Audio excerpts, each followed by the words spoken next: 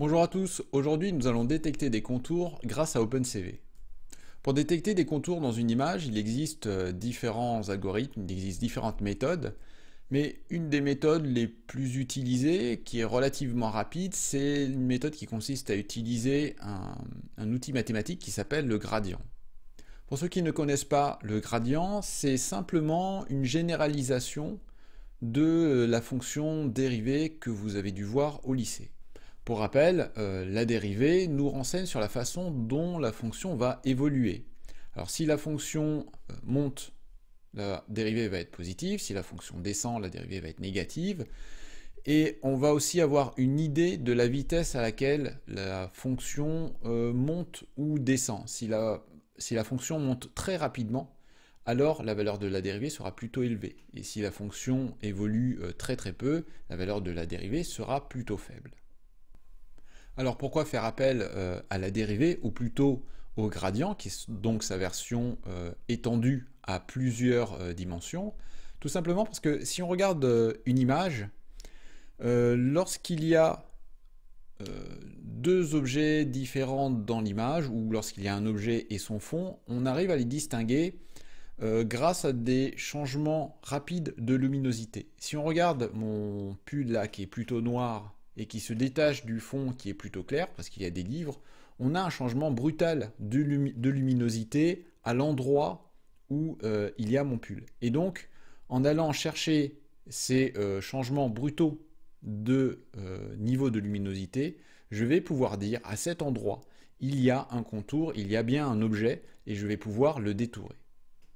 Bien, alors comment calculer ce gradient? Donc dit autrement, comment mesurer des variations brutales de luminosité? On peut le faire avec un simple traitement de convolution en utilisant des filtres Sobel qui sont connus par tous ceux qui ont fait du traitement de l'image. Et on va aller voir à quoi ressemble le noyau de Sobel en allant sur la page Wikipédia. Bien, alors voilà ici les deux fameux noyaux de convolution que j'ai à appliquer à mon image. Ici, selon que j'applique ce filtre, ou ce filtre, en fait vous voyez que c'est le même mais avec une rotation de 90 degrés, je vais obtenir des variations de luminosité selon X ou selon Y. Et c'est ce qu'on va voir immédiatement dans un petit programme. Donc voilà un premier programme. Ici je vais récupérer une vidéo. C'est une vidéo que je vais utiliser tout à l'heure dans un exemple, donc c'est pour ça que je la prends en exemple. C'est une caméra embarquée dans une voiture. Donc là, comme d'habitude, je lis les différentes images avec cap.read, hein, on récupère là-dedans l'image, et je vais appliquer, après avoir passé l'image en gris ici, je vais appliquer donc ce fameux filtre de Sobel. Donc je vais détecter des variations de luminosité, et je vais le faire selon X, en donnant ces paramètres ici, et selon Y en donnant les paramètres ici. Donc là on va juste regarder ce que ça donne. Alors c'est parti. Donc ça c'est l'image d'origine. Voilà, donc c'est juste une caméra embarquée. Et ici on voit les deux filtres. Donc là c'est le gradient selon X. Donc je vais détecter des variations brutales. Alors je vais arrêter l'image, voilà, je vais avancer encore un peu, voilà. Je vais arrêter l'image ici. Si on regarde l'image ici, on s'aperçoit qu'au niveau du poteau, si je l'analyse selon X, ici j'ai vraiment une grosse variation de luminosité. Si je regarde l'image après lui avoir appliqué le filtre de Sobel, donc après avoir fait un calcul de gradient, on s'aperçoit qu'ici on a un pic, puisqu'on passe là à peu près de 0, puisque l'image est noire, à peu près 255 puisque l'image est blanche. Donc là on a un gros changement de luminosité. Et donc là on comprend qu'on a quelque chose. Je vais juste aller un tout petit peu plus loin, plutôt sur les poteaux, voilà, ici qui sont un peu moins complexes. Donc là on les détecte ici.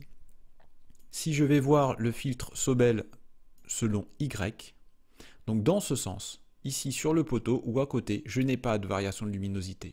Enfin j'en ai très peu là avec les nuages en fond, mais il y en a très peu. Et d'ailleurs ici, on les voit, l'image est quasiment noire et le poteau, on ne le voit quasiment pas et c'est normal. Et donc avec la combinaison de ces deux images, je vais pouvoir savoir où est-ce qu'il y a des contours.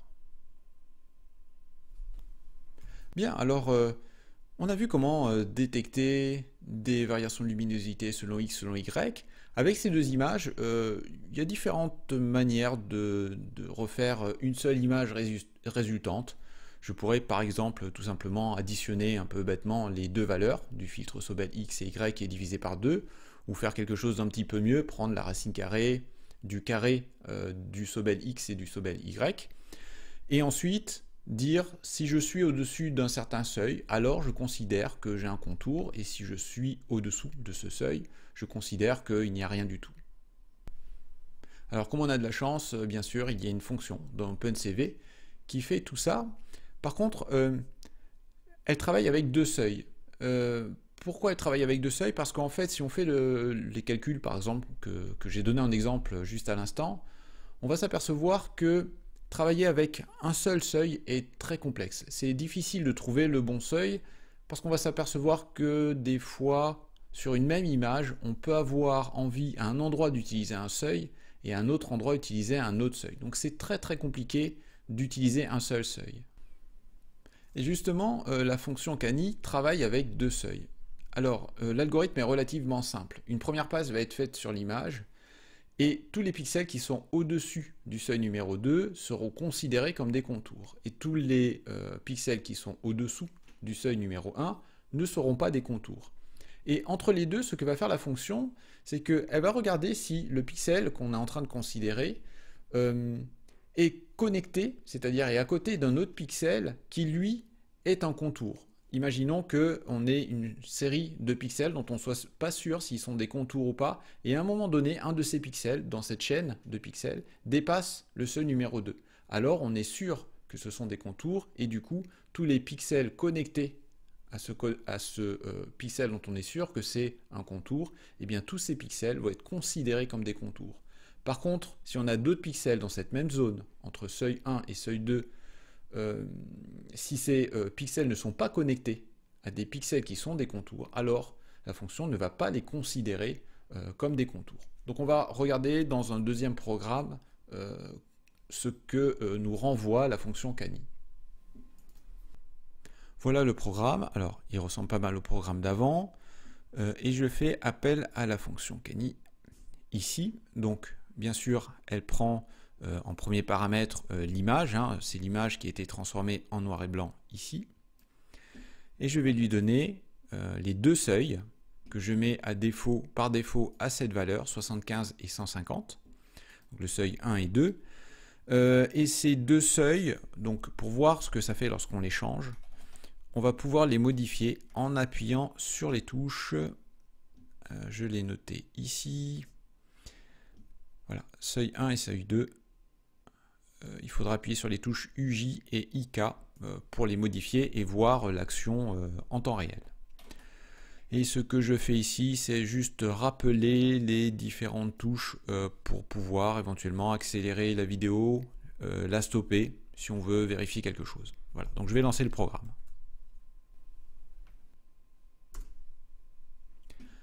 Donc voilà l'image d'origine, ça vous l'avez vu tout à l'heure. Ça c'est l'image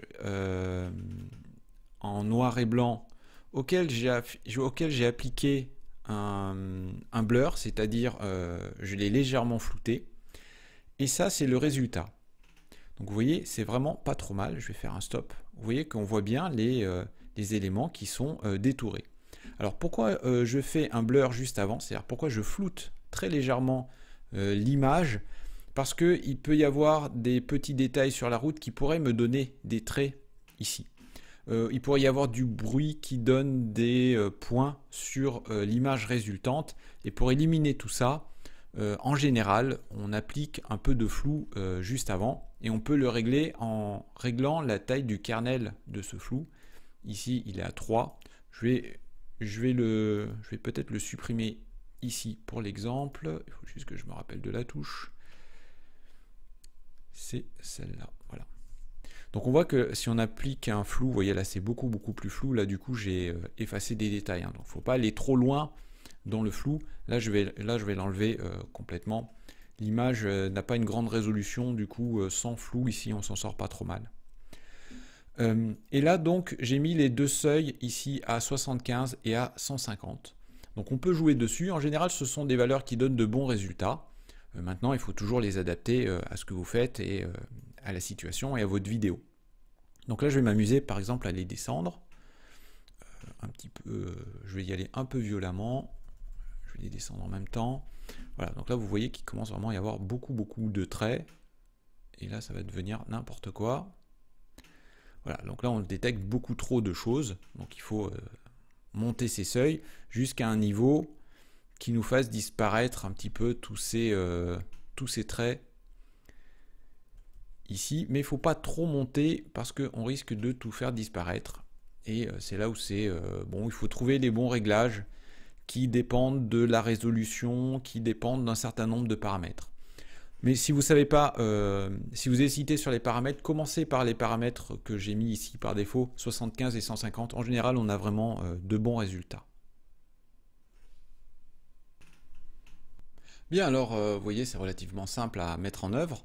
Il y a une fonction qui est toute prête. Il faut juste comprendre ce que sont ces deux seuils pour jouer avec et trouver les bons réglages. Les applications avec cette fonction sont vraiment nombreuses et aujourd'hui je vais vous en proposer une. Ce que l'on va faire, c'est que comme j'ai donc là la vidéo, une vidéo de caméra embarquée, et comme vous l'avez vu, les lignes sur les côtés sont vraiment très bien dessinées. On arrive vraiment à les détecter.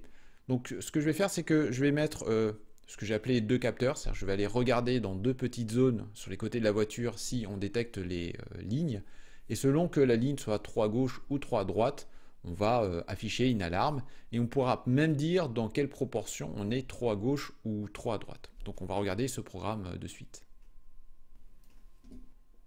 Bien, donc voilà le programme. Alors, ici, hop, ici je vais déclarer les deux, ce que j'ai appelé donc les deux capteurs, les deux petits rectangles dans lesquels je vais aller chercher des informations sur les côtés de la voiture. Je vais récupérer mon image ici, donc toujours issue de la même vidéo. Là, j'ai mon capteur sur lequel j'applique ma fonction Cani avec toujours mes deux seuils que je pourrais régler à la volée avec les touches. Et je vais afficher un point ici par capteur. Alors ça, c'est juste une petite fonction que j'ai écrite au-dessus qui vient détecter dans le rectangle que je lui donne en paramètre, qui vient détecter l'endroit où il y a la ligne et qui me renvoie la coordonnée de ce point. Et donc là, je ne fais que l'afficher avec un cercle. Alors, ce qui est ici, je vais l'expliquer juste après. On va déjà regarder la vidéo. Donc c'est parti. Le programme est là. Voilà, franchissement ligne. Donc là, j'ai toujours mon image en noir et blanc. Là, j'ai le résultat de ma fonction Cani. Et voilà. Donc, alors je vais juste accélérer un peu. Voilà, ici, j'ai ce que j'ai appelé les deux capteurs. Donc ce sont, alors ça se voit pas parce que la résolution est assez fine, mais ce sont deux tout petits rectangles. Et dans ces rectangles, je viens détecter, vous voyez, les lignes qui sont ici, sur l'image en bas. Donc je viens détecter ça, et si on est au centre, donc on va dire que tout va bien. Par contre, si la voiture se décale un petit peu, vous voyez ici, je peux dire à quel point elle se décale, ou je peux dire si tout est bon, voilà, là on est relativement centré, donc tout va bien. Là par contre, la voiture se déporte un peu parce qu'il y a le camion, donc je peux indiquer qu'elle se déporte, et je peux même dire de quel côté, et à peu près dans quelle proportion. Alors, vous voyez que ici, des fois le point est vert, et des fois il est jaune. Alors surtout de ce côté, ici, il clignote vert-jaune. Alors pourquoi j'ai fait ça? Parce que vous voyez ici, forcément comme j'ai mis un petit capteur ici, on a l'information qui apparaît, qui disparaît, qui apparaît, qui disparaît, puisqu'on a une ligne discontinue. Donc pour éviter d'avoir ici une flèche qui passe son temps comment dire, à clignoter, comme ce point là est en train de clignoter, ce que je fais, c'est que quand je n'ai plus d'information ici, je considère pendant encore une seconde que l'information est la même qu'avant. Donc ça, c'est quelque chose d'assez classique lorsqu'on a un flux d'informations. C'est utilisé par exemple en téléphonie. En téléphonie, lorsqu'on ne reçoit pas un phonème, c'est-à-dire un peu de son pendant un dixième de seconde, ce qu'on fait pour boucher le trou, on récupère l'information juste avant, on comble le trou de cette manière et personne ne voit rien. Donc là, c'est ce que je fais. Ici, au moment où il y a un trou, où la ligne est discontinue, j'ai plus d'informations, je considère que c'est exactement la même information qu'avant. Et du coup, ça m'évite d'avoir ici le capteur ici qui me dise que c'est bon, c'est pas bon, c'est bon, c'est pas bon, voilà, et qu'il passe son temps à clignoter comme clignote le point qui est ici. Donc on voit que le résultat est pas trop mal, on s'en sort plutôt pas mal juste avec une fonction. Et c'est aussi un intérêt, c'est que là je pourrais aller dans un pays dans lequel les lignes ont une couleur complètement différente, le capteur marcherait toujours.